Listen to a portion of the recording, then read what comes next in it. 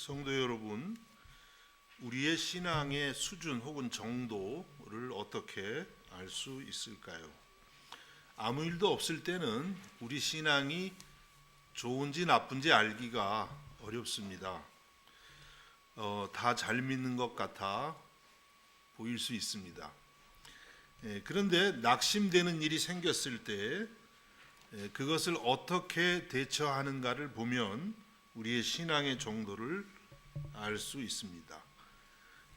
낙심이 되어서 하나님을 부인하고 멀리할 수도 있고, 또 그럴 때 오히려 주님을 더 의지하고 감사하고 찬양할 수도 있습니다. 여러분은 낙심되는 상황에서 어떻게 반응하고 계십니까?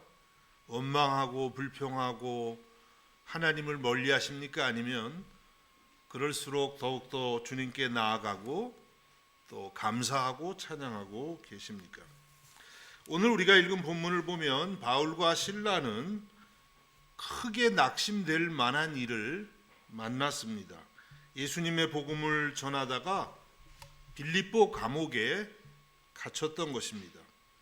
그냥 갇힌 것이 아니라 몹시 매를 맞고 갇혔습니다. 또 옥이 그냥 일반 옥이 아니라 햇빛이 들어오지 않는 깊은 감옥에 갇혔습니다. 그 당시에 감옥은 이렇게 햇빛이 들어오는 감옥이 있고요, 햇빛이 전혀 들어오지 않는 그런 감옥이 있다 그래요.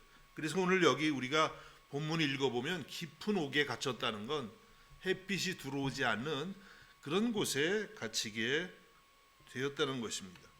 또 그 발목은 쇠사슬에 묶여 있었습니다. 몸이 참 불편하고 어려운 가운데 있었습니다. 어떻게 하다가 이렇게 된 것일까요? 무슨 죄를 저질렀나요? 그렇지가 않았습니다. 우리가 오늘 이 앞에 본문 앞을 보면 귀신 들려서 점치는 여자에게서 귀신을 내쫓았습니다. 그런데 이 귀신을 내쫓는 여자가, 점치는 여자가 혼자가 아니었어요. 이 여자를 이용해서 돈을 버는 사업수단으로 삼는 그런 주인들이 있었습니다. 이 여자에게서 이제 귀신이 나가니까 더 이상 점을 못 치고 돈벌이를 못하게 된 것이죠. 그래서 이 주인들이 바울과 실라를 빌립보 관청에 고발하게 되었고, 바울과 실라는 결국 감옥에 갇히게 되었던 것입니다. 열심히 하나님의 일을 했을 뿐입니다. 또 귀신 들린 여자에게서 귀신을 내쫓아 줬으니까 선한 일을 한 것입니다. 그런데 그 결과는 매 맞고 감옥에 갇히는 것이었습니다. 여러분, 만일 여러분이 바울과 실라였다면 어떤 생각이 들까요? 하나님 위해서 열심히 봉사하고 일하고 또 어려운 사람 도와주고 선한 일 했는데 그 결론이 뭐냐면 감옥 가는 거. 어떻게 생각하세요? 기뻐하실 수 있겠습니까? 오늘 여기 본문에서 이 바울과 실라가 그런 상황에 처했던 거예요. 정말 인간적으로 말하면 낙심할 만한 그런 상황이죠. 과연 그들은 어떻게 이 상황을 해결해 나갔을까요? 우리가 본문을 살피면서 교훈을 얻을 수 있기를 간절히 바랍니다. 첫 번째, 그들은 감옥에서 하나님께 기도하고 찬송했다고 했습니다. 오늘 본문 16장 25절과 26절에 이와 같이 말씀하고 있습니다. 한밤중에 바울과 실라가 기도하고 하나님을 찬송하며 죄수들이 듣더라. 이에 갑자기 큰 지진이 나서 옥토가 움직이고 문이 곧 다 열리며 모든 사람의 매인 것이 다 벗어진지라. 한밤중에 정말 늦은 그런 밤에 바울과 실라가 기도하고 하나님을 찬송했다고 말씀하고 있습니다. 지금 매를 맞아서 요즘 매 때리는 정도가 아니죠. 옛날에는 정말 심각하게 그렇게 매를 맞고, 쇠사슬에 발이 묶여 있고 깊은 감옥 냄새 나는 곳에 그렇게 있는데 그들은 하나님께 기도를 했습니다. 어떤 기도를 했을까요? 원망하고 불평하는 기도를 했을까요? 그렇지 않았을 것이라고 생각합니다. 예수님의 복음을 위해서 이렇게 수고하다가 주님의 이름 때문에 고난받아서 감사합니다. 이런 기도를 하지 않았을까요?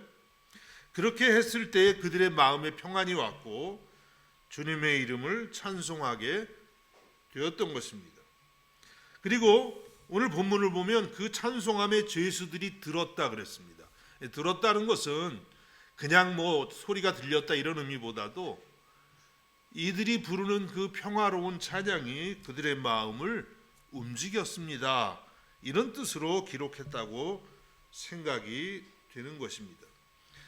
기도하고 찬송할 때에 이렇게 하나님을 높이게 되었고 그 다음에 이제 오늘 말씀 보니까 이에 갑자기 큰 지진이 나서 옥토가 움직이고 문이 다 열리며 이렇게 말씀해요.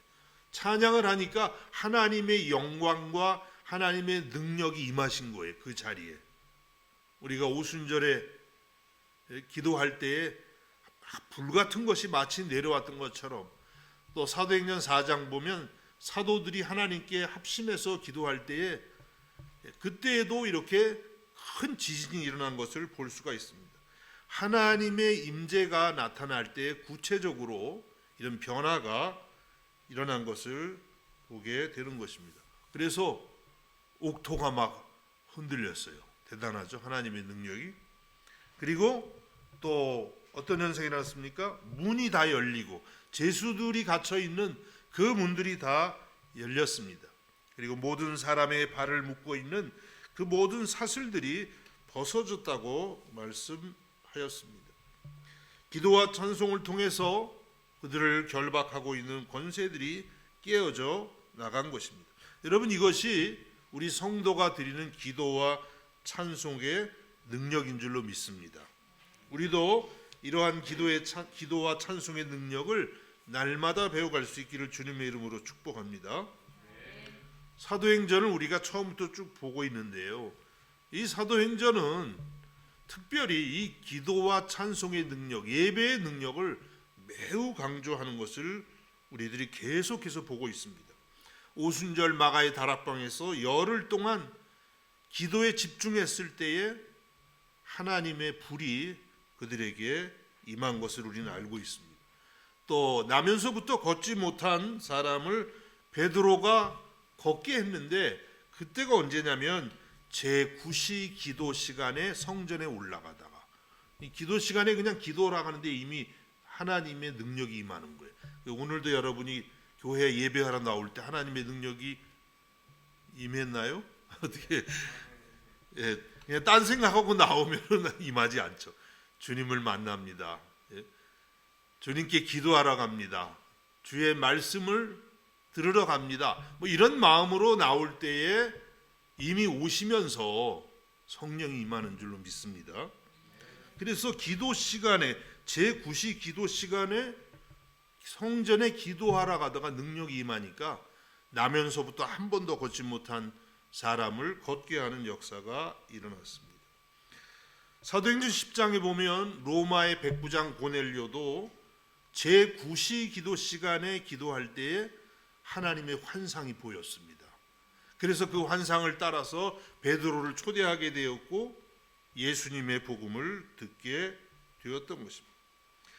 또 베드로가 복음을 전하다가 옥에 갇혔습니다. 그때 교회는 밖에서 간절히 기도했고 하나님께서 천사를 보내서 옥문을 열고 베드로를 내보내시는 놀라운 기적을 행하신 것입니다.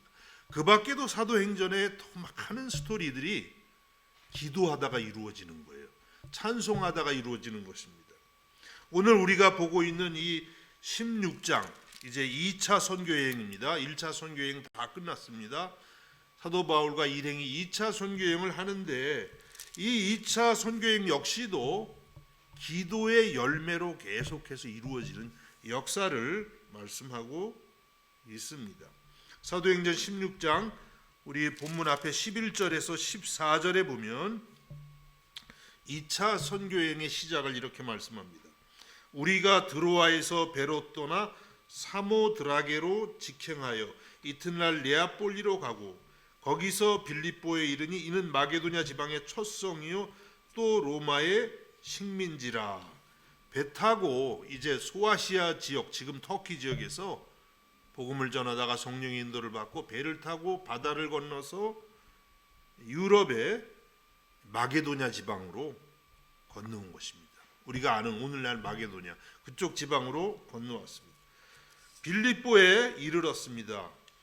이 성에서 수일을 유하다가 안식일에 며칠이 지났는데 안식일이 됐습니다. 그래서 우리가 기도할 곳이 있을까 하여 문 밖에 강가에 나가 거기에 앉아서 모인 여자들에게 말하는데, 안식일이 되어서 이제 기도할 곳을 찾았어요. 보통은 이제 유대인의 회당에 들어가서 거기서 예수님의 복음을 전했는데, 어떤 일인지는 모르겠지만 아마 이곳에는 유대인들이 많지 않아서 그런지 유대 회당이 없었나 봐요. 그래서 기도할 만한 곳을 찾으러 강가로 나갔습니다. 근데 거기 가보니까 마침 여성들이 모여 있는 거예요. 두아디라시에 있는 자색 옷감 장사로서 하나님을 섬기는 루디아라 하는 한 여자가 말을 듣고 있을 때 주께서 그 마음을 열어 바울의 말을 따르게 하신지라. 우리가 여러 달 전에 빌립보서 보면서 빌립보 교회는 루디아로부터 이제 시작되었습니다, 이런 말씀 드렸죠. 루디아는 자두, 과일 자두 장사가 아닙니다. 옷감 자주 장사예요. 제가 주일학교 선생님 때 실수했다는 말 기억하시나요? 그리고 남이 잘못한 건 좀 기억 잘하시잖아요. 주일학교 선생님 때 이 자주 장사가 자두 장사인 줄 알고 아주 자신 있게 아이들한테, 여러분 루디아는 과일을 파는 장수였어요. 자두를 팔아서 돈을 많이 벌어가지고 그걸로 복음을 전했어요. 이러고 아주 자신 있게. 주일학교 끝나고 우리 부장 집사님이 오시더니, 저 이남기 선생님, 그건 자두가 아니라 옷감, 자주색 옷감 장수입니다. 그래서 그럴 리가 없는데요. 제가 분명히 아는데요. 저도 또 한 고집 하니까 그냥 그리고 집에 와서 이렇게 뭐 책을 찾아봤더니 옷감 장수더라고요. 얼마나 참 창피하고 부끄러운지. 어쨌든 간에 이 자주 장사, 제가 절대 잊지 않죠. 자주 장사, 자주색 옷감 파는 이 루디아가 예수님을 믿게 된 거예요. 그런데 그 일이 루디아를 만나고, 또 루디아가 이제 자기 가정을 교회로 비우거든요. 그래서 거기 모이는 거예요, 빌립보 교회 성도들이. 그런데 이 모든 일이 어디서부터 시작됐냐면, 바울과 일행이 기도할 곳을 찾으러 가면서, 하나님께 기도해야지, 이제 기도하면서 어떻게 선교할까 생각하면서 가는데, 거기서 사람들을 만나는데 주님이 그 루디아의 마음을 열어서, 기도하니까 마음을 열어서 그렇게 예수님을 믿게 했던 것입니다. 그래서 2차 선교여행, 이제 유럽으로 건너왔습니다. 유럽 선교가 막 시작됐습니다. 무엇으로 시작한 거예요? 바로 기도함으로써 시작된 거예요. 여러분, 우리는 무슨 일을 하든지 항상 이와 같이 기도로 시작해야 됩니다. 그냥 뭐 내가 할 수 있어 그러고 나서면은요, 잘 되는 것 같다가도 실패해요. 무슨 일이나 이렇게 하나님께 기도할 때 하나님이 길을 여시고 사람의 마음 문도 여시고 하나님의 능력도 우리에게 보여주실 줄로 믿으시기를 바랍니다. 그리고 오늘 이제 감옥에 갇히게 된 것도 기도하다가 갇히게 됐어요. 좀 말이 이상하죠? 감옥에 갇힌 게 기도하다가. 감옥에 갇히게 된 배경을 제가 서두에 말씀드렸잖아요. 사도행전 16장 16절에서 18절 한번 읽어보겠습니다. 우리가 기도하는 곳에 가다가, 여기도 또 기도하러 가다가 일이 벌어진 거예요. 점치는 귀신 들린 여종 하나를 만나니 점으로 그 주인들에게 큰 이익을 주는 자라. 주인들이 있었어요. 이 점치는 여인을 악용한 것이죠. 그가 바울과 우리를 따라와 소리질러 이르되, 이 사람들은 지극히 높은 하나님의 종으로서 구원의 길을 너에게 전하는 자라 하며. 이 귀신 들린 여종이 귀신이 귀신같이 한다 그러잖아요. 이 귀신이 그냥 영적인 존재라서 이 바울과 일행을 아는 거예요. 이 사람들은 지극히 높은 하나님의 종으로서 구원의 길을 너에게 전하는 자다. 한 번만 하고 갔으면 모르겠는데 어떻게 됐나요? 이같이 여러 날을 하는지라, 여러 날을 따르면서 그러니까 복음을 전하기가 너무 힘들었던 것 같아요. 그래서 바울이 심히 괴로워하여 돌이켜 그 귀신에게 이르되 예수 그리스도의 이름으로 내가 네게 명하노니 그에게서 나오라 하니 귀신이 즉시 나오니라. 그래서 바울이 처음부터 그냥 귀신 들렸네 쫓자 이러진 않았어요. 그렇죠? 참고 그냥 가다가 복음을 전하는데 집중을 하는데 이 복음을 전할 수가 없을 정도로 방해를 하네요. 그래서 돌이켜 가지고 예수 그리스도의 이름을 명하노니 귀신아 나가라 했더니 즉시 나갔습니다. 이 지금 사건이 일어난 곳도 어떻게 일어났어요? 우리가 기도하는 곳에 가다가, 어디 기도하는 처소가 따로 있었어요. 거기를 가다가 이런 영적인 사건이 일어나게 된 것입니다. 물론 이 일로 인해서 바울과 실라는 감옥에 갇히게 되었지만, 그리고 모든 것이 잘못되는 것 같았지만, 그렇지만 낭망하지 않고 옥에 들어가서도 계속해서 기도하고 찬송할 때에 옥문이 열리게 된 것입니다. 여러분, 우리의 삶의 길을 열고 우리의 인생의 난관을 어떻게 하면 우리가 풀어갈 수가 있을까요? 세상 사람들은 자기의 지혜와 혹은 사람의 도움으로 풀어가려고 하지만 우리는 근본적으로 기도함으로 또 하나님을 찬송함으로 주님의 능력을 구해야만 되는 줄로 믿습니다. 오늘 우리 권사님 기도하실 때에 빌립보서 4장 6절에서 7절 기도하실 때 하시죠. 전 이 말씀을 너무너무 사실 좋아하는 말씀이에요. 염려가 많습니다. 문제가 많이 있습니다. 그때마다 그냥 이 말씀만 생각하면 이 어리석은 자가 기도하지 않고 염려하는구나. 얼마나 놀라운 말씀인지 몰라요. 바울 사도가 빌립보 교회에 편지를 쓰면서 이 말씀을 주신 것이죠. 어떻게 시작하죠? 아무것도 염려하지 말고 다만 모든 일에 기도와 간구로 너희 구할 것을 감사함으로 하나님께 아뢰라. 그리하면 모든 지각에 뛰어난 하나님의 평강이 그리스도 예수 안에서 너희 마음과 생각을 지키시리라고 말씀하고 있습니다. 아무것도 염려하지 말라는 거예요. 여러분 염려하지 마십시오. 그 대신에 모든 일에 기도와 간구로 우리 구할 것을 감사하는 마음으로 하나님께 아뢰라고 하십니다. 그리하면 모든 지각에 뛰어난 하나님, 이 지각에 뛰어난 하나님 평강이 뭐냐면 인간의 상상을 초월하는 그런 뜻이 담겨 있어요. 인간의 이해와 생각을 초월하는 정말 생각하지 못했던 그런 하나님의 평강이 그리스도 예수 안에서 우리 마음과 생각을 지키신다고 말씀하고 있습니다. 이 깊은 감옥에서 바울과 실라가 기도할 때에 이런 하나님의 평강을 얻은 줄로 믿습니다. 모든 것 하나님께 맡기고 기도하고 찬양할 때 하나님의 능력이 임해서 이와 같이 그 마음에 놀라운 평강이 임하게 되었던 것입니다. 여러분 혹시 지금 여러분은 깊은 감옥에 갇힌 바울과 실라와 같은 어떤 그런 마음으로 생활하고 계시지는 않습니까? 염려할 필요 없습니다. 기도와 찬송할 때에 여러분을 결박하고 있는 모든 것들이 풀리고 하나님의 놀라운 은혜와 평강이 여러분의 심령과 삶에 임하게 될 줄로 믿습니다. 그 다음 이제 두 번째로 우리가 생각하는 건 감옥에서도 바울과 실라는 예수님의 이타적인 사랑을 실천했다는 거예요. 이기적인 사랑이 아닙니다. 우리가 보통 사랑하게 되면 내중심적이죠. 내 중심적으로 사랑하기 쉬운데 그 최악의 상황에서도 이 예수님의 십자가 사랑을 놓지 않았다는 거예요.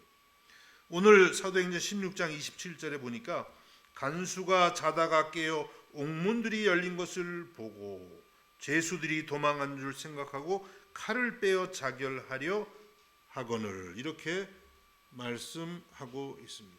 이제 지진이 나고 옥문들이 열리니까 간수가 깼죠. 간수 아시죠? 옥을 지키는 사람 그 간수가 놀라서 깼습니다. 옥문이 달린 걸 보고 이거 죄수들이 전부 다 지금 도망갔구나 이런 생각을 하는 거예요. 그래서 자기 칼을 빼서 자결을 하려고 했습니다. 여러분, 당시에 이 간수가 옥을 지키다가 잘못 관리해서 죄수들이 도망가면 죽을 수도 있었던 것 같아요. 그래서 보면 사도행전 12장 18절과 19절에 보면 이런 말씀이 있습니다. 날이 새매 군인들은 베드로가 어떻게 되었는지 알지 못하여 적지 않게 소동하니 헤롯이 그를 찾아도 보지 못하며 파수꾼들을 신문하고 죽이라 명하니라. 헤롯이 유대를 떠나 가이사랴로 내려가서 머무니라. 베드로를 지키던 그 사람들이 지키질 못했어요. 그러니까 헤롯 왕이 그 파수꾼들을 죽이라고 명령을 했던 것이죠. 그러니까 이런 상황, 이런 시대니까 간수는 이거 어차피 내가 죽을 몸이구나, 그럴 바엔 그냥 자결을 하자, 이렇게 생각을 했던 것입니다. 여러분, 감옥을 지키던 간수가 자결을 해서 죽게 되면 바울과 실라는 어떤 상황에 놓이게 되죠? 여러분이 그냥 감옥에 억울하게 gat혔다고 생각해 보세요. 그럼 도망가야죠. 좋은 정말 절호의 기회. 옛날 감옥, 옛날에는 그런데 붙들리면 너무 고생하고 그냥 억울하게도 죽을 수 있는 그런 상황인데 당연히 도망가야죠. 할렐루야, 하나님이 도우셨습니다. 할렐루야. 그냥 사람이 지금 간수가 자결을 하든 말든 내 원수가 죽는데 그까짓 거 그냥 그러면서 도망을 가기가 쉬울 것입니다. 바울과 실라는 어떻게 했을까요? 오늘 본문 사도행전 16장 28절에 보니까 이렇게 말씀했죠. 바울이 크게 소리질러 이르되 내 몸을 상하지 말라, 우리가 다 여기 있노라 하니. 바울과 실라는요, 도망을 간 게 아니라 자기들을 가두고 있는 간수를 향해서 크게 외쳤어요. 몸을 상하지 마세요. 우리 다 안 도망갔습니다. 여러분, 이게 우리가 성경에서 그냥 읽으니까 그렇지 현실적으로 생각하면 이게 참 너무 어처구니 없는 일 아니에요? 그냥 도망가야죠. 거기서 다시 잡히면 어떻게 될지 모르는데, 그렇죠? 어떻게 보면 이것은 어떤 성도가 세상에서 정말 성공할 절호의 기회를 얻었는데 그걸 그냥 한순간에 포기하는 것하고 마찬가지라고 하겠습니다. 바울과 실라는 왜 이렇게 행동을 했을까요? 왜 자기의 생명보다도 자기를 결박하고 있는 사람의 생명을 더욱 위했을까요? 그것은 다름이 아니라 바울과 실라는 이제 예수 그리스도의 십자가의 사랑을 아는 사람들이었기 때문일 것입니다. 여러분이 아시는 대로 사도행전 보면 사도행전 7장, 8장, 9장 보면 원래 바울은 어떤 사람이었어요? 예수 믿기 전에 혈기가 막 왕성하고 자기의 의, 율법적 의의가 내가 제일 옳아 하는 생각, 그래서 많은 사람들을 정죄했던 그런 사람이었어요. 그러다가 예수님을 믿고 난 다음에 이제 그 모든 자기의 율법적 의, 자신의 의의는 다 버리고 그의 마음에는 예수님의 십자가의 사랑이 가득하게 되었던 것입니다. 사도 바울은 고린도후서 5장 14절에서 이렇게 고백합니다. 그리스도의 사랑이 우리를 강권하시는도다. 우리가 생각하건대 한 사람이 모든 사람을 대신하여 죽었은즉 모든 사람이 죽은 것이라. 바울의 마음에는 이제 율법적 의의가 자기를 강권하는 게 아니에요. 예수님의 그 용서하시는 십자가의 사랑이 늘 강권해요. 그냥 바울의 마음엔 예수 십자가 사랑 외에는 없어요. 과거에 그가 추구했던 명예에 대한 것, 재물에 대한 것, 세상의 그 어떤 것도 그의 마음을 강권하지를 않아요. 오직 예수의 십자가 사랑만이 그의 마음을 붙들고 이끌어 가는 인생을 산 것입니다. 그러다 보니까 그러한 사랑으로 이제는 바울이 이 간수를 바라보고 있는 거예요. 그 사랑으로 보니까 너무 불쌍한 거죠. 내가 죽느냐 사느냐는 전혀 중요한 일이 아니게 된 거예요. 예수님의 사랑인 거죠. 정말 놀라운 변화가 아닐 수가 없습니다. 정말 이것이야말로 그리스도인의 휴머니즘이라고 말할 수가 있겠습니다.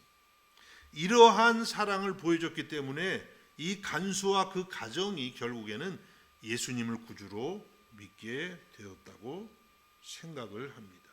여러분, 우리들도 이와 같은 그리스도의 십자가 사랑의 마음을 배울 수 있기를 주님의 이름으로 축복합니다.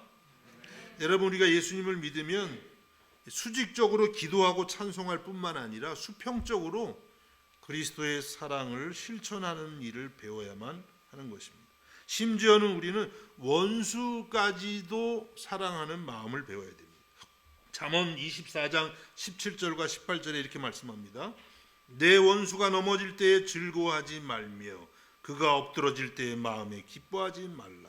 여호와께서 이것을 보시고 기뻐하지 아니하사 그의 진노를 그에게서 옮기실까 두려우니라. 여러분, 원수가 넘어질 때 즐거우시죠? 어떻게 즐거워하지 말래요? 엎드러질 때 마음에 기뻐하지 말라. 기뻐하지 말래요. 하나님이 이것을 보고 기뻐하지 않는다고 하십니다. 하나님이 막 기뻐하실 것 같잖아요. 그렇지 않다. 그의 진노를 그에게서 옮기실까 두려우니라. 우리가 원수가 넘어질 때 즐거워하고요, 엎드러질 때 기뻐하면은요, 하나님이 그 똑같은 진노를 우리에게도 주신다는 거예요. 이 말씀 우리가 두렵게 받아야만 될 줄로 믿습니다. 최악의 그런 상황에서도 우리가 그리스도의 십자가 사랑, 이타적 사랑 마음에 늘 간직할 수 있기를 주님의 이름으로 축복합니다. 마지막으로 이들은 어떤 처지에서도 그리스도의 복음을 전하는 데 집중했어요. 그리스도의 복음을 전하는 데 집중한 바울과 실라였습니다. 이렇게 간수가 바울을 통해 놀라운 그리스도의 사랑을 경험했어요. 자기들의 살 길을 위해서 도망가지 않고 오히려 자기들을 가둔 나를 사랑해주는 그 놀라운 세상에서 경험할 수 없는 사랑을 경험한 것입니다. 간수가 어떻게 했을까요? 사도행전 16장 29절과 30절에 간수가 등불을 달라고 하며 뛰어들어가 무서워 떨며 바울과 실라 앞에 엎드리고, 무서워 떨어요. 이 사람들이 도대체 누구인데 이렇게 놀라운 기적을 일으키고 내가 죽으려고 할 때 그냥 내버려둬야 너무나 당연한 건데 오히려 그러지 말라고 사랑해주는 이분들이 도대체 누구일까? 두려운 거예요. 하나님의 임재를 느꼈어요. 엎드리고 그들을 데리고 나가 이르되 선생들이여 내가 어떻게 하여야 구원을 받으리까 하거늘. 어떻게 해야 구원을 받습니까? 이게 어떤 의미로 질문했는지는 확실히 모르겠어요.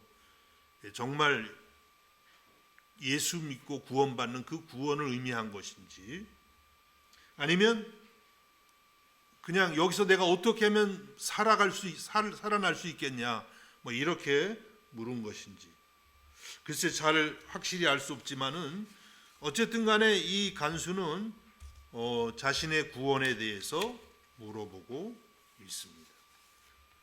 바울이 어떻게 대답을 할까요? 저희들을 풀어주시면 됩니다. 이렇게 우리 죄 없습니다. 보통이면 그렇게 합니다. 근데 바울은 그렇게 하지 않았습니다.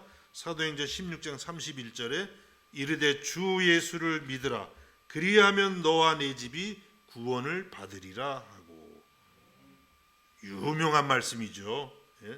여러분, 이 구절이 정말 간단한 구절이지만요, 이 구절을 믿어서 예수 믿고 구원받은 사람들이 정말 많이 있습니다. 요즘 이 시대의 젊은이들은 부모님들이 믿어서 그냥 자연스럽게 믿은 경우가 꽤 있지만, 이제 우리 젊은이들의 부모님 세대, 조부님 세대 이렇게 올라가면 이제 가정에서 예수님 처음 믿는 경우가 참 많았거든요. 그분들이 정말 많이 붙들었던 말씀이에요. 주 예수를 믿으라 그리하면 너와 네 집이 구원을 받으리라. 그래서 이 말씀을 붙들고 구원을 경험하고 또 실제로 그 집이 가정까지도 예수님을 믿게 된 그런 경우가 허다하게 있습니다. 여러분, 혹시 여러분 중에 아직까지 예수님을 나의 구주로 진정으로 영접하지 않은 분들이 혹시 있다면 오늘 이 구절을 붙들고 주 예수를 믿어서 여러분 자신과 여러분의 가정이 구원을 얻기를 주님의 이름으로 축복합니다. 바울은 이렇게 자기가 지금 풀려나는 게 중요한 게 아니에요. 나중엔 다 풀려났지만은 그 모든 상황에서 예수 그리스도의 복음을 전하는 일에 집중하고 있습니다. 억울하게 감옥에 갇혔지만 낙심치 않고 기도와 찬양으로 복음을 전했습니다. 옥에서 풀려날 기회가 있었지만 그런 모든 권리를 포기하고 이 간수와 그 가정에 복음을 전한 것입니다.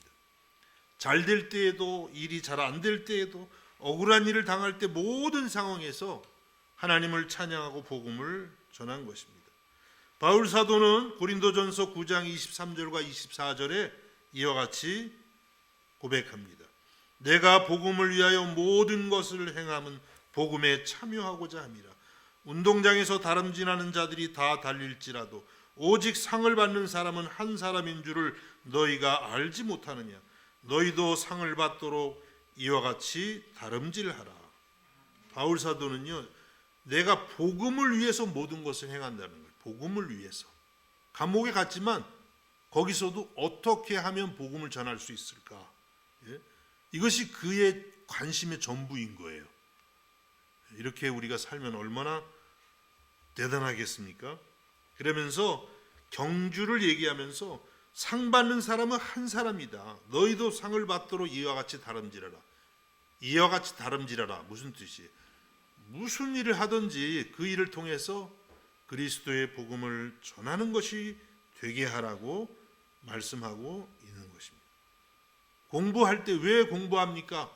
간단한 거죠. 복음을 위해서, 복음을 더 잘 전하려고. 왜 직장 생활하고 사업합니까? 복음을 전하기 위해서. 왜 결혼하고 가정생활을 꾸밉니까? 복음을 더 잘 전하기 위해서. 왜 살고 왜 죽습니까? 예수 그리스도의 복음에 참여하기 위해서라고 답할 수 있는 저와 여러분이 될 수 있기를 주님의 이름으로 축복합니다. 끝난 줄 아셨죠? 이제 마지막 한마디만 더 말씀드립니다. 그렇게 되려면 방법이 무엇이겠어요? 방법이 간단하죠. 내 마음을 사로잡고 있는 것이 복음이어야죠. 예수 그리스도의 십자가 사랑이 돼야만 그렇게 전할 수 있죠. 내가 경험하지 못했는데 주 예수를 믿으세요. 구원을 얻으세요. 근데 나는 구원 안 받은 것 같은데 이러면은 안 되잖아요. 그렇죠? 정말 내가 주 예수를 믿어서 내 모든 죄를 사함 받고 나는 천국 영생을 얻었어요. 이 기쁨과 이 감격이 있어야 돼. 그것이 내 인생의 전부가 될 때에만 이 말씀이 힘이 있는 것이죠. 그래서 여러분, 우리는 아침에 일어날 때에도 예수님의 십자가 사랑 감사합니다. 낮에 생활할 때도 주 예수를 믿어서 내가 영원한 생명을 얻었음을 감사합니다. 늘 이 고백이 있어야 돼요. 주 예수를 믿어서 구원 얻은 그 감격, 감사, 확신이 있어야 우리가 우리의 삶에서 늘 이 복음이 우리를 강권하고 또 주 예수를 믿으라. 그리하면 너와 당신과 당신의 집이 구원을 받습니다. 이렇게 전하게 되는 것입니다. 여러분, 말씀을 뵙겠습니다. 어떤 상황에 여러분 지금 계십니까? 낙심하고 좌절한 상황은 아니신가요? 너무 억울한 상황 아니신가요? 지금 바울과 실라가 선한 일하고 옥에 갇힌 것처럼 혹시 여러분은 그런 상황에 계시지는 않습니까? 여러분, 그런 상황이 있을지라도 이 바울과 실라를 생각하면서 하나님께 감사하고 또 하나님께 찬양하고 그리스도의 이타적 사랑을 마음에 붙들고 지금의 이 상황조차도 그리스도의 복음을 위해서 활용할 수 있기를 우리 주님의 이름으로 축복합니다. 기도하겠습니다. 하나님 아버지, 은혜와 사랑을 감사드립니다. 바울과 실라가 주를 위해 수고하다가 너무나도 억울하게 옥에 갇혔지만 원망하기보다는 하나님께 감사의 기도를 하고 주님의 이름을 높였습니다. 우리들도 이와 같은 믿음을 본받아서 어려운 상황일수록, 낙심되는 상황일수록 더욱더 주님을 의지하고 기도하고 찬송하는 저희가 되게 하여 주시옵소서. 모든 상황을 주의 복음을 위해서 쓸 수 있는 그와 같은 믿음이 저희에게도 있게 하여 주옵소서. 예수님의 이름으로 기도하옵나이다. 아멘.